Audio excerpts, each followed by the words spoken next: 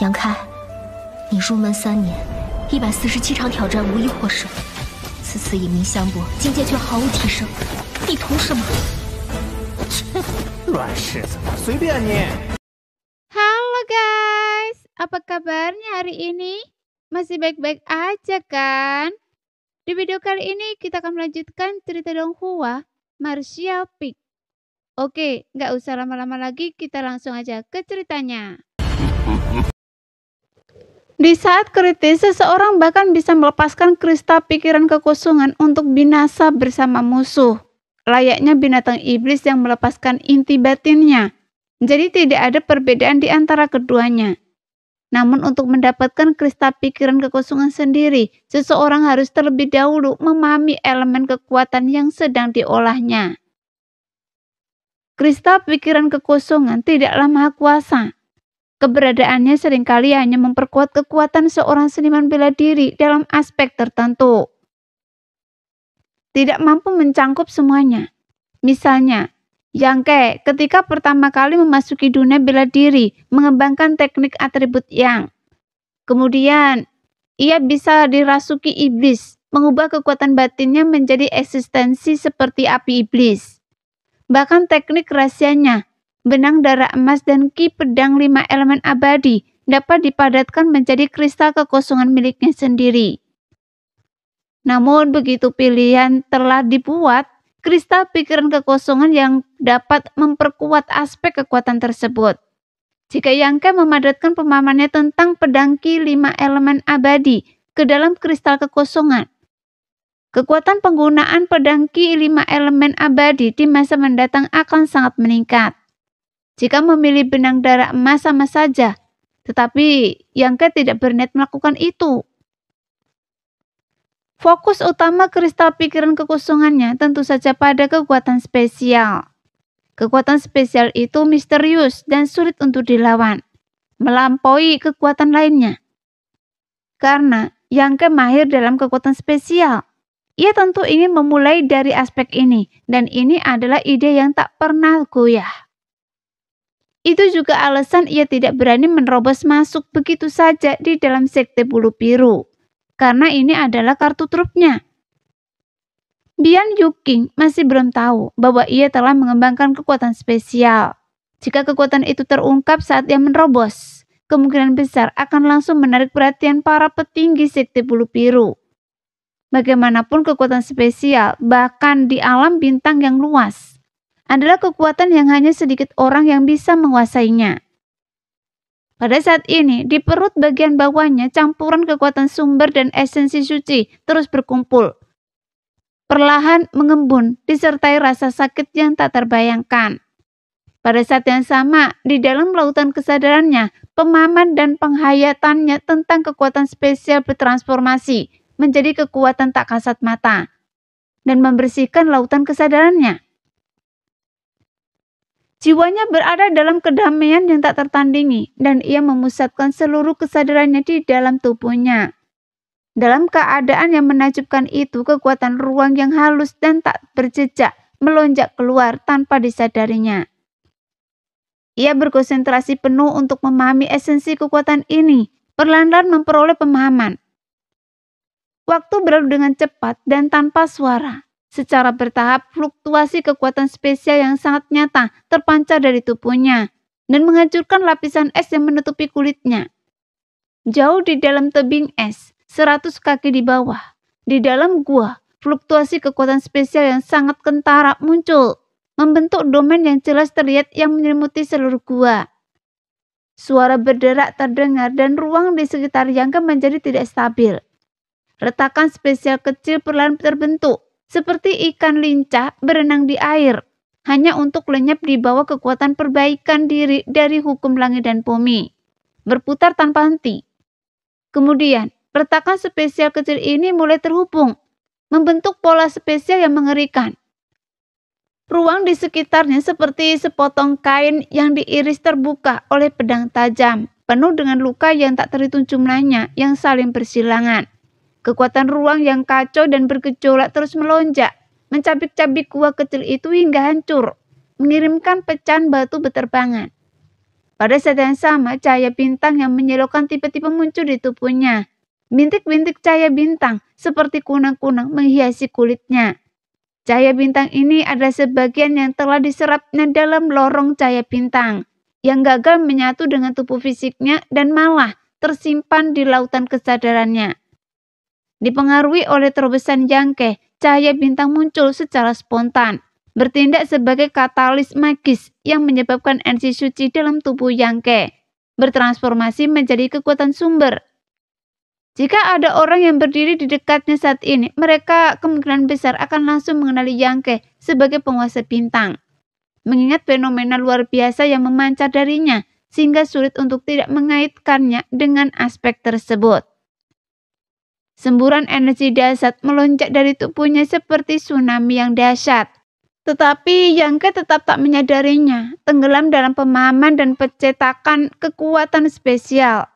Lubang hitam spesial dengan berbagai ukuran terbentuk di sekelilingnya, manifestasi langsung dari teknik rahasia Yangke dalam pengasingan. Serangan terbentuk bulan sabit. Sehitam tinta melesat berhamburan ke segala arah, dan ini adalah efek bilah bulan. Dalam pengembangan kekuatan spesial, Yangke sekarang telah mencapai titik pencetakan dua teknik rahasia yang telah dipahaminya. Dentingan logam bergema dari perut bagian bawahnya, dan sesuatu tiba-tiba lahir di sana. Sebuah pemahaman dan penghayatan Yangke tentang kekuatan spesial terkonsentrasi pada entitas yang baru lahir itu. Kristal pikiran kekosongan terbentuk dengan gemuruh. Pada saat yang sama, aura Yangke tiba-tiba melonjak dan kristal sumber yang sebelumnya ia tempatkan di sekitar gua ditarik oleh suatu kekuatan misterius. Tiba-tiba meledak menjadi potongan-potongan yang tak terhitung jumlahnya, memenuhi gua dengan energi surga dan bumi yang kaya. Tubuh Yangke tampak telah menjadi lubang tanpa dasar, dengan panik menyerap dan menerima energi surga dan bumi ini, memenuhi tubuhnya. Belenggu yang menahannya di puncak lam raja kekosongan tingkat kedua hancur dalam sekejap. Kemungkinan kultivasi Yangke dengan lancar mencapai tingkat berikutnya. Tapi ini bukanlah akhir. Energi murni yang terkandung dalam kristal sumber yang meledak terus diserap olehnya, menstabilkan kultivasinya saat ini dan membuat fondasinya lebih kokoh. Yangke sendiri tidak berfokus pada tingkat kultivasi sendiri. Seluruh perhatiannya tetap terbenam dalam pemahamannya tentang kekuatan ruang. Ia tiba-tiba menyadari bahwa ketidakjelasannya sebelumnya tentang kekuatan spesial telah mendapatkan pemahaman baru. Sebuah teknik rahasia baru muncul samar-samar di benaknya.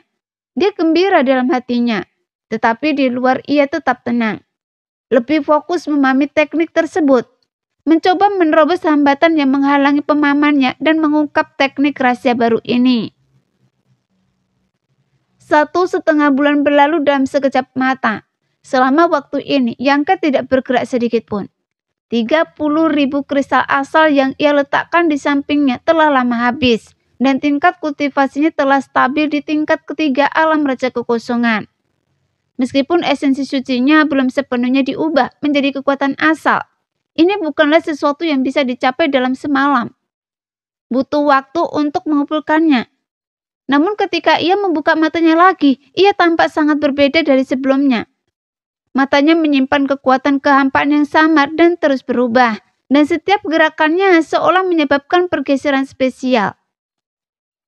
Apakah ini teknik rahasia yang baru? Gumam Yangke dalam hati, dan dengan sebuah pikiran ia tiba-tiba menghilang dari tempatnya. Ini bukan teleportasi menggunakan teknik rahasia spesial, karena Yangke sendiri tidak bergerak sedikit pun. Ia masih duduk bersila di sana. Namun, jika seseorang memindainya dengan indera ilahi, mereka tidak akan dapat mendeteksi keberadaannya sama sekali. Dengan levelnya saat ini di alam raja kekosongan tingkat ketiga, menggunakan teknik rahasia ini sudah cukup untuk menipu seniman bela diri alam sumber do biasa. Namun dengan mata telanjang, seseorang masih dapat samar-samar mendeteksi sosok transparan. Tak bergerak seperti riak di air. Dan ini adalah teknik rahasia penyembunyian. Yangke telah menyatu dengan kekosongan menciptakan teknik rahasia penyembunyian yang unik. Setelah merenung sejenak, Yangke menyeringeh. Sebut saja kekosongan. Tidak seperti mengasingkan dan bilah bulan. Teknik rahasia kekosongan bukanlah teknik rahasia pertempuran, melainkan teknik rahasia penyembunyian. Dalam beberapa hal, teknik ini bahkan lebih berharga daripada mengasingkan dan bilah bulan. Karena hanya dengan mempertahankan hidup seseorang dapat memiliki kekuatan untuk bertarung lagi. Namun, Yangke sama-sama merasakan bahwa teknik rahasia kekosongan bukan hanya tentang penyembunyian. Ia memiliki fungsi lain. Adapun seberapa efektif fungsi ini masih harus diuji. Setelah lebih dari sebulan mengasingkan diri, Yangke telah mencapai semua tujuannya, yang membuatnya merasa sangat baik. Ia menutup mata dan mulai memeriksa kondisinya sendiri. Indera spiritualnya menetap di perut bagian bawah, dan Yangke dengan cepat menemukan kristal heksagonal di dalam dantiannya. Dan ini adalah kristal pikiran kekosongan miliknya, perwujudan nyata dari semua wawasannya tentang kekuatan spesial. Terus terang, jika seseorang mendapatkan kristal pikiran kekosongan ini dan sepenuhnya memahami misterinya, mereka pasti akan mendapatkan pemahaman Yangke tentang kekuatan spesial dan dapat menggunakan semua teknik rahasia Yangke. Jadi ini adalah aset Yangke yang paling berharga. Ini bukan pertama kalinya ia melihat kristal pikiran kekosongan. Ia telah menemukannya di pasir api mengalir bertahun-tahun yang lalu, tetapi tidak menyadari nilainya saat itu. Kemudian, dipastikan bahwa itu adalah kristal pikiran kekosongan milik Kaisar Serangga yang kemudian diserap oleh teratai Dewa Hangat. Memungkinkan teratai Dewa Hangat berevolusi menjadi wujud 7 warna. Kemudian, ia juga menemukan kristal pikiran kekosongan milik Raja Iblis Buaya Gila di penjara darah bintang Zamrud, dan bahkan memperolehnya di gudang harta karun bintang ungu. Bentuk kristal kekosongan semuanya tampak serupa. Kristal heksagonal hanya berbeda warnanya saja.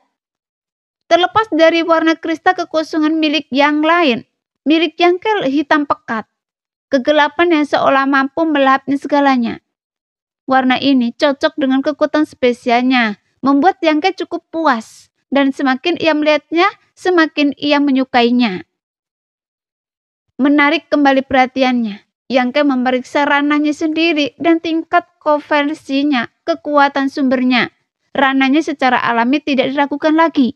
Memadatkan kristal pikiran kekosongan miliknya sendiri, berarti Yangke telah maju ke tingkat ketiga ranah Raja Kekosongan. Namun konversi kekuatan sumber membuat Yangke sangat tidak puas, karena itu baru setengah selesai. Meskipun ia telah memadatkan kristal kekosongan, ia sepenuhnya menyadari situasinya sendiri. Ia secara alami dapat merasakan cahaya bintang yang memancar aktif dari lautan kesadarannya, bertindak sebagai katalis untuk mengubah esensi sucinya. Namun sekarang, cahaya bintang di lautan kesadarannya hampir habis, dan kekuatan di dalam tubuhnya belum sepenuhnya diubah menjadi kekuatan sumber, yang membuatnya sangat frustasi. Hal ini juga disebabkan oleh kurangnya pemahamannya tentang alam bintang. Jika dia tahu bahwa bahkan di antara para penguasa bintang, menyerap cukup banyak cahaya bintang di lorong cahaya bintang akan membutuhkan beberapa tahun untuk sepenuhnya mengubah kekuatan mereka saat memasuki alam bintang. Dia pasti tidak akan berpikir seperti itu. Misalnya, Yin Lengseng menghabiskan 5 tahun di lorong cahaya bintang, mengubah semua kekuatannya menjadi kekuatan sumber. Dia juga seorang ahli setingkat penguasa bintang. Ai-Oh juga seorang penguasa bintang. Kecuali keadaan yang tidak terduga, 5 atau 6 tahun konversi akan menjadi minimum. Para seniman bela diri dari wilayah bintang tingkat rendah yang bukan penguasa bintang bernasib lebih buruk. 1 dekade atau lebih adalah normal. 20 atau 30 tahun mungkin. Dan bahkan 40 atau 50 tahun bukanlah hal yang aneh. Namun, puluhan tahun sebenarnya bukan apa-apa bagi seniman bela diri dalam Raja Kekosongan. Konversi kekuatan sumber memungkinkan seniman bela diri untuk tumbuh lebih kuat. Jadi bahkan jika wilayah mereka tidak berubah, kekuatan yang dapat mereka capai secara bertahap meningkat. Namun, Yangke mengubah lebih dari setengah kekuatannya dalam waktu kurang dari 3 bulan. Jadi, kecepatan ini tidak terbayangkan. Praktis belum pernah terjadi sebelumnya dan tak tertandingi. Sekarang kekuatan Yangke lebih dari 2 kali lipat dibandingkan 1,5 bulan yang lalu. Lagi pula, tingkat kultivasinya memang telah meningkat 1 tingkat, dan tingkat konversi energi sumbernya juga meningkat secara signifikan. Katalis cahaya bintang di lautan kesadaran saya hampir habis. Bagaimana saya bisa terus mengkonversi energi sumber di masa depan? Oh iya, saya baru-baru ini mendengar seseorang berkata bahwa ada sejenis pil kondensasi sumber yang cara kerjanya mirip dengan cahaya bintang. Haruskah saya pergi dan menyempurnakan beberapa pil kondensasi sumber? Gumam Yangke sambil mengelus dagunya. Pil kondensasi sumber, seperti namanya, adalah ramuan yang secara khusus digunakan untuk mengubah energi suci seorang seniman bela diri menjadi energi sumber.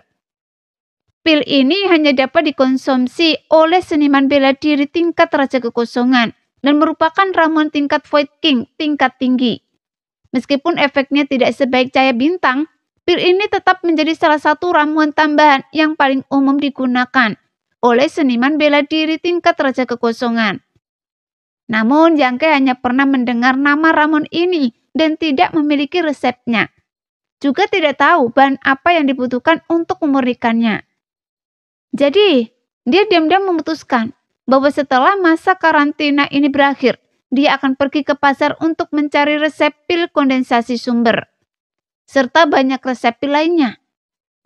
Lagi pula, seharusnya alam bintang memiliki beragam resep pil, jauh melampaui resep pil di wilayah bintang asalnya. Mengumpulkan beberapa sekarang akan menjadi tindakan pencegahan yang baik, dan dia mungkin membutuhkannya suatu hari nanti. Namun, mengumpulkan resep pil membutuhkan kristal sumber dalam jumlah besar dan memikirkan cincin ruang angkasanya yang kosong, Yangke merasa sakit kepala. Dia tidak pernah membayangkan bahwa dia, yang sangat kaya di wilayah bintangnya, akan menjadi begitu miskin di alam bintang. Mengumpulkan pikiran-pikiran kacau di benaknya, Yangke berdiri. Saat dia berdiri, lapisan es yang terbentuk di permukaannya mulai rontok sedikit demi sedikit.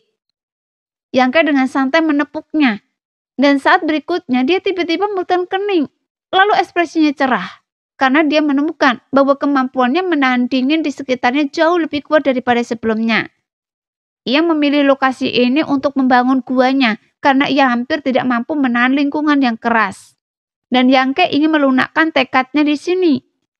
Namun sekarang, dia mendapati bahwa lingkungan dingin di sekitarnya tidak berpengaruh padanya. Ini jelas karena kekuatannya telah meningkat, dan daya tahannya terhadap lingkungan yang keras telah meningkat pesat. Dengan sisa waktu sebelum kurungan 3 bulannya, dan tidak ada hal mendesak yang harus diurus, pikiran Yangke mulai melayang.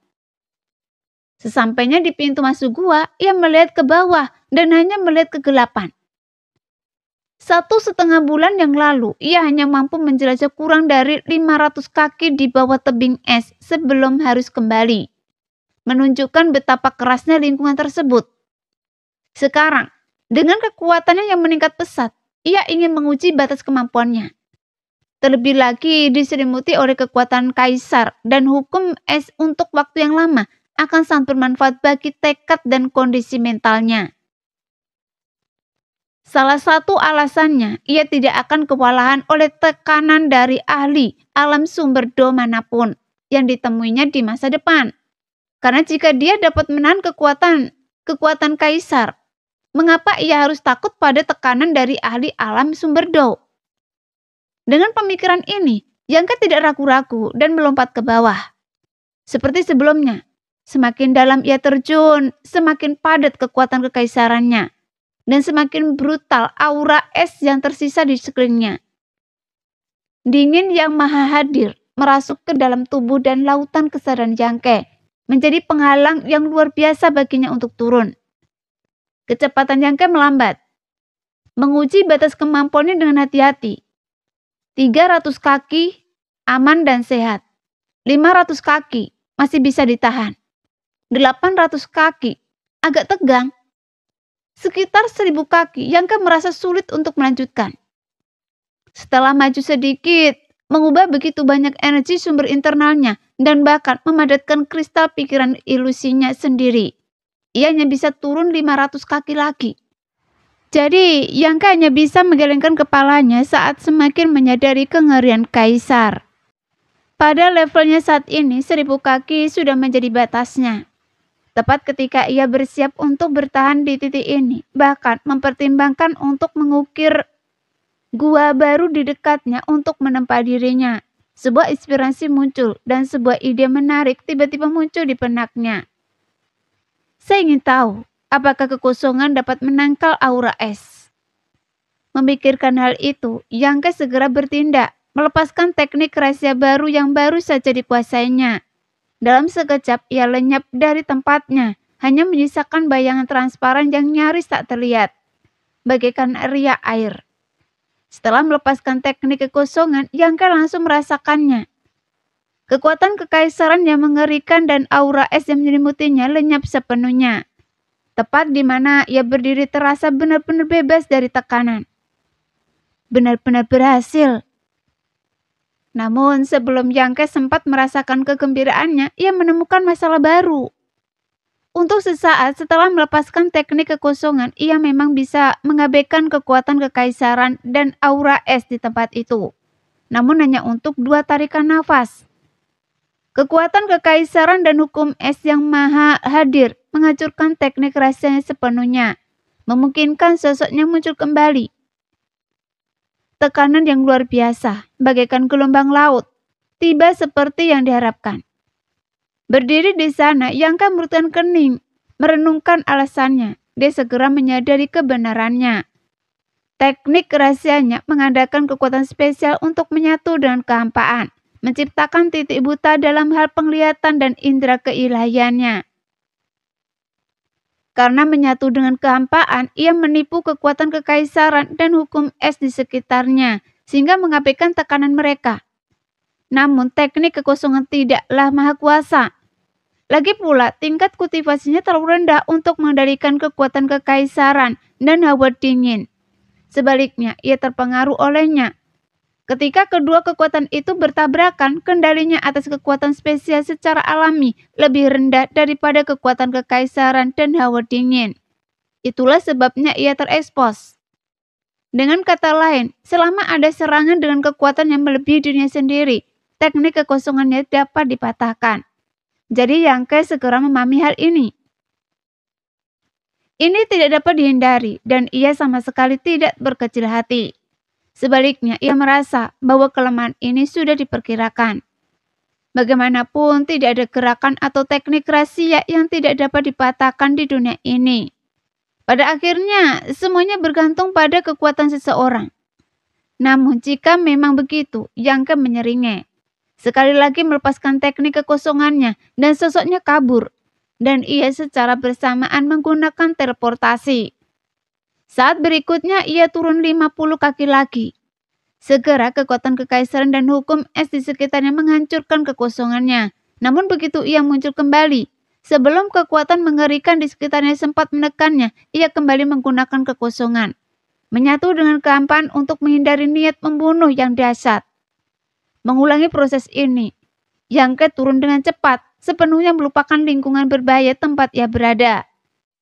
Niat awalnya hanyalah untuk menguji efektivitas teknik kekosongannya. Secara spontan ia menyelam semakin dalam hingga ia menyadari bahwa ia telah pergi ke jarak yang tidak diketahui. Setelah sadar kembali, Yangke berkeringat dingin. Mendongak, ia hanya melihat secercah cahaya, jadi dia tidak berani menunda. Secara naluri ia ingin meninggalkan tempat neraka ini secepat mungkin, agar ia tidak membuat kesalahan dan binasa di sini, dan akan menjadi bahan tertawaan. Tepat saat ia hendak pergi, ia tiba-tiba menyadari sesuatu dari sudut matanya. Sebuah cahaya kecil yang bersinar sedikit berkelap-kelip di suatu tempat di bawah. Apa itu? Yangke bertanya-tanya. Menoleh ke bawah sambil terus menggunakan teknik kekosongannya. Sesaat kemudian, cahaya lain yang bersinar berkelap-kelip di tempat itu. Tapi Yangke sekarang yakin bahwa ia tidak berhalusinasi. Benar-benar ada sesuatu di sana.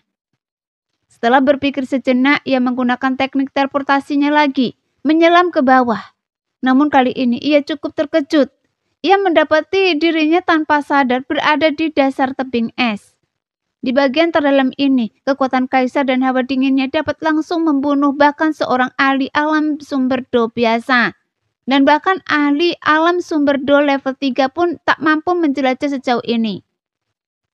Kowu sebelumnya telah menyebutkan bahwa pemimpin sekte dan 4 penjaga sekte bulu biru semuanya datang untuk menyelidiki tebing es, tetapi sayangnya tak satu pun dari mereka dapat mencapai dasarnya.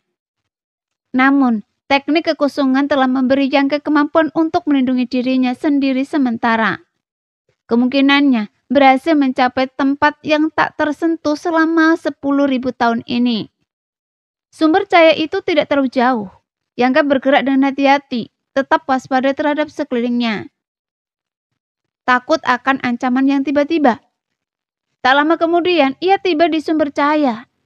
Cahaya di dasar tebing redup, tetapi Yang bukanlah orang biasa, jadi penglihatannya tidak terpengaruh. Melihat sekeliling, matanya bersinar. Tak jauh di depannya sebuah benda aneh yang menyerupai bunga es tumbuh. Bunga es itu tampak benar-benar diukir dari es, sebening kristal dan tanpa kotoran. Benda aneh ini juga menghasilkan 3 buah kecil, masing-masing hanya seukuran telur merpati, juga sebening kristal, dengan cahaya redup yang memancar dari permukaannya, membuatnya tampak tidak nyata. Sekilas, Yang secara naluriah mengira itu bukan sejenis bunga atau buah spiritual, melainkan sesuatu yang benar-benar diukir dari es. Namun segera ia menyadari bahwa ia salah, karena aroma samar tercium di udara, aroma unik dari buah spiritual, dengan aroma yang sedikit dingin yang menyegarkan pikiran dan tubuh. Jadi ini jelas merupakan bunga dan buah yang sangat langka dan eksotis. Di lingkungan yang mengerikan di dasar tebing, Yang tidak berani melepaskan indera ilahnya untuk memindai area tersebut. Namun ia masih dapat merasakan bahwa bunga es dan ketiga buah es ini mengandung energi yang sangat kuat. Jika seorang seniman bela diri yang mengolah kekuatan es mendapatkannya, itu akan menjadi harta karun yang tak tertandingi. Kemungkinan besar itu lahir dari kekuatan kekaisaran dan atmosfer es tempat ini. Yang dengan cepat menebak dan nilai bunga dan buah langka dan eksotis yang lahir di tempat seperti itu hampir tak terbayangkan, karena telah terbenam di lingkungan khusus ini selama bertahun-tahun. Baik bunga maupun buah itu pasti mengandung kekuatan kekaisaran dan atmosfer es. Baik digunakan untuk alkimia maupun dikonsumsi. Sangat mungkin seorang seniman bela diri dapat memahami kemampuan ilahi kaisaran yang mulia itu. Jadi buah ini adalah harta karun yang tak ternilai. Yang tak bisa menahan nafas, hampir gagal menggunakan teknik kekosongannya tepat waktu, yang mengejutkannya dan membuatnya berkeringat dingin. Setelah menenangkan diri, Yang berjongkok dan dengan sebuah pikiran, ki pedang 5 elemen abadi mulai mengalir. Dalam sekejap tangan kanan Yang diselimuti api merah tua. Itulah kekuatan energi pedang api. Untuk memanen harta karun seperti itu, mengambil tindakan pencegahan. Karena ini ada satu-satunya hal yang terpikir olehnya adalah menggunakan energi pedang api untuk menangkal aura es di dalam bunga dan buah eksotis ini. Namun, ia masih meremehkan kekuatan mengerikannya. Ketika tangannya menyentuh batang buah es, api merah tua itu bergetar sedikit, hampir padam di tempat.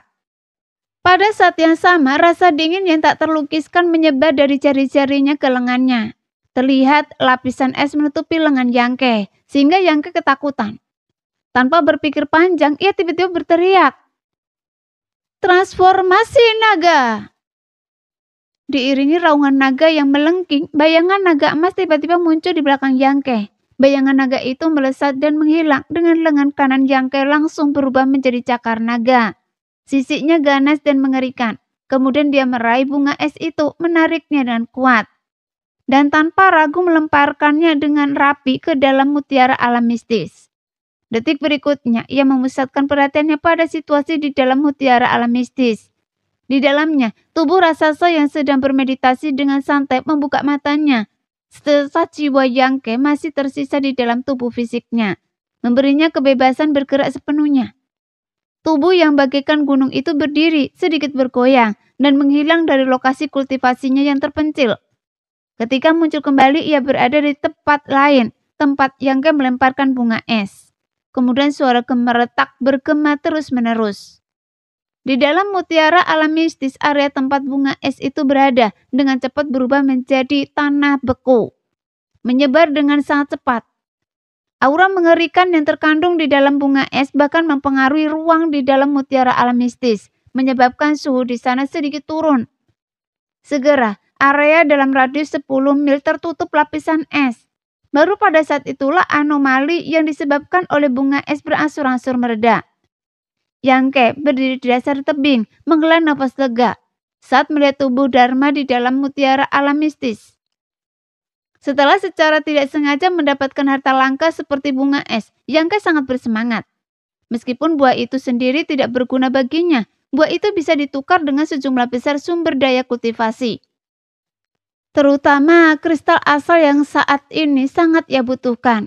Jika ia bisa menemukan balai lelang yang bagus untuk melelang ketiga buah es tersebut, Yangke memperkirakan ia tidak perlu khawatir tentang kristal asal untuk sementara waktu. Namun dasar tebing bukanlah tempat untuk berlama-lama, jadi setelah mendapatkan bunga es, Yangke bersiap untuk pergi. Namun saat itu sebuah jeritan tajam dan aneh tiba-tiba terdengar di telinganya, diikuti oleh seberkas cahaya seputih salju yang melesat dari tak jauh, melolong seperti guntur dengan momentum yang dahsyat. Mata Yangke menyipit, rasa krisis yang hebat muncul di hatinya dan ia langsung menghindar, sehingga cahaya seputih salju itu menghantam udara kosong, mengukir parit besar di tanah. Batu-batu es berterbangan di mana-mana. Kekuatannya mengerikan. Siapa? Yangke secara naluriah mengira seseorang bersembunyi di dasar tebing es, menyergapnya. Serangan mendadak yang baru saja disaksikannya memberinya sensasi teknik pedang rahasia, dan cahaya seputih salju itu jelas merupakan sinar pedang yang dipenuhi hawa dingin. Namun begitu kata-kata itu keluar dari mulutnya, ia menyadari ada sesuatu yang salah. Ini adalah dasar tebing es. Ia telah menggunakan teknik kekosongan untuk menyelinap turun. Jika seseorang benar-benar bersembunyi di sini, seberapa ngerikah kekuatan orang itu? Apakah ahli sekuat itu perlu menyergapnya? Maka ia segera melihat ke arah sumber serangan. Apa yang dilihatnya langsung mengejutkannya. Sinar pedang seputih salju lainnya yang terbungkus hawa dingin melesat ke arahnya. Kekuatan hukum melonjak ke segala arah, memercik melalui kekosongan. Tak terhentikan, tak terbendung. Yangke membuat keputusan indram sekejap dan sekali lagi menggunakan teleportasi untuk menghindar dari tempatnya. Di dasar tebing, ia harus terus-menerus mewaspadai tekanan kekuatan kekaisaran dan hawa dingin di sekitarnya, mempertahankan teknik kekosongannya sendiri agar tidak terhimpit sampai mati. Sekarang, dengan serangan yang begitu tiba-tiba dan dahsyat, Yangke benar-benar kebingungan dan kewalahan. Setelah menghindari serangan kedua lawan, Yangke akhirnya punya waktu untuk mengamati sumber serangan dengan seksama. Ketika melihat apa yang menyerangnya, mata Yangke hampir copot. Jantungnya berdebar kencang dan ia berseru kaget. Bagaimana mungkin? Orang yang menyergapnya bukanlah manusia, melainkan makhluk yang menyerupai serangga iblis. Serangga iblis itu tampak seperti kumbang kotoran dengan kerapas setebal di punggungnya. Awalnya seharusnya berwarna hijau kebiruan, tetapi mungkin karena terlalu lama berada di dasar tebing, ia berubah menjadi kristal seputih salju. Serangga iblis pemakan roh? Mustahil. Yangke benar-benar tak percaya. Serangga iblis pemakan roh tidak hanya ada di alam bintang, mereka juga ada di wilayah bintang. Jadi Yangke mengenali serangga aneh ini. Serangga iblis pemakan roh adalah pemakan yang tak pandang bulu. Apapun, bahkan yang memiliki sedikit energi spiritual, bisa menjadi mangsa mereka. Harta karun rahasia, baju zirah, tubuh seniman bela diri, kristal suci, dan sebagainya. Terlebih lagi, mereka melahap semua pertahanan, bahkan batasan kuno yang kuat. Di alam bintang asal mereka ada sebuah legenda. Di sebuah bintang kultivasi tertentu terdapat tempat kuno tersegel yang memenjarakan makhluk ganas. Itu adalah segerombolan serangga iblis pemakan roh yang melahap energi segel kuno itu, membiarkan makhluk ganas itu melarikan diri dan menjerumuskan bintang kultivasi ke dalam pertempuran darah, yang mengakibatkan kematian yang tak terhitung jumlahnya. Tentu saja ini hanyalah legenda. Kebenarannya mustahil untuk diverifikasi. Tetapi di mana ada asap, di situ ada api. Menyoroti sifat serangga iblis pemakan roh yang merepotkan. Untungnya, makhluk-makhluk ini tumbuh sangat lambat dan seniman bela diri menyadari bahaya mereka. Jadi mereka selalu mencoba membunuhnya saat menemukannya. Yangke juga pernah melihat serangga iblis pemakan roh sebelumnya, jadi dia mengenali mereka sekilas. Namun, serangga pemakan roh yang dilihatnya sebelumnya hanyalah segerombolan makhluk seukuran ulat, sama sekali tidak mengancam seniman bela diri. Namun serangga pemakan roh seputih salju di hadapannya ini tingginya 2 orang, tampak agung dan mengesankan. Penampilan yang ganas saja sudah memberikan tekanan yang luar biasa pada Yangke. Induk serangga iblis. Ekspresi Yangke menjadi gelap. Serangga pemakan roh tidak semuanya makhluk yang sangat kecil. Struktur mereka agak mirip semut. Di antara segerombolan serangga pemakan roh terdapat seekor induk serangga. Dan semua serangga mematuhi perintahnya. Dan yang di hadapannya ini jelas-jelas adalah induk serangga iblis.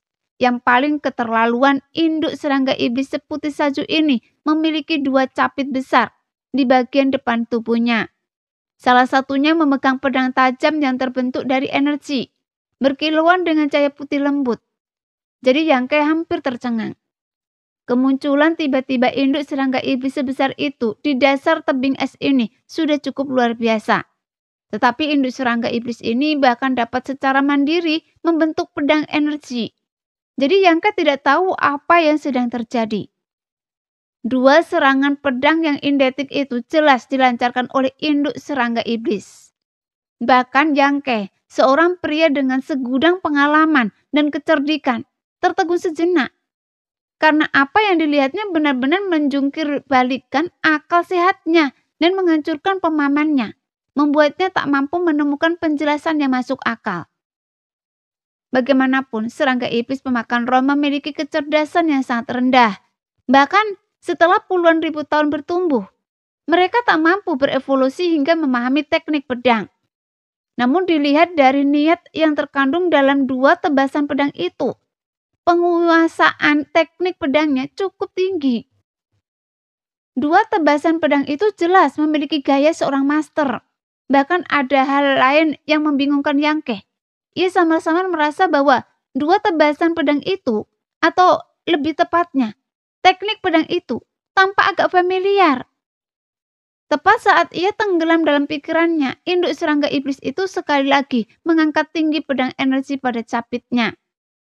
Kedua mata kecilnya berkilau dengan cahaya putih yang dingin saat ia menatap Yangke dengan dingin, penuh penghinaan layaknya manusia. Seketika, hawa dingin dan hukum di sekitarnya berputar di sekitar pedang energi itu.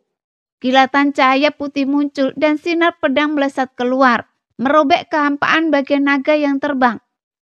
Sebelum mencapainya, nafas Yangke tercekat di tenggorokannya. Tempat ia berdiri seolah membeku, ruang angkasa membeku. Ini adalah niat pedang. Sebuah niat pedang yang agung dan dingin. Energi yang mengalir di antara langit dan bumi berubah menjadi jarum-jarum es kecil, melesat liar ke arah Yangke. Seolah-olah salju tiba-tiba turun. Jadi Yangke berseru ngeri. Salju sejernih langit. Ia sangat terkejut, tak pernah menyangka akan menemukan teknik pedang seperti itu di alam bintang ini. Ia tahu betul kekuatan teknik ini, jadi ia tak ragu. Dengan sekali dorongan tangannya, bila-bila bulan yang tak terhitung jumlahnya melesat untuk menghadapinya. Di bawah suara teredam, atmosfer dingin dan kekuatan spesial bertabrakan, menciptakan raungan memekakkan telinga yang mengguncang seluruh tebing es. Meskipun penguasaan teknik spesial Yangke telah mencapai tingkat yang tak terjangkau oleh orang biasa, ia masih seorang seniman bela diri tingkat 3 alam raja kekosongan. Terlebih lagi, lingkungan keras di dasar tebing es sangat meningkatkan teknik pedang yang dilepaskan oleh induk serangga iblis. Nah, sekian dulu cerita kali ini. Kita lanjut lain hari ya guys ya. Bye-bye.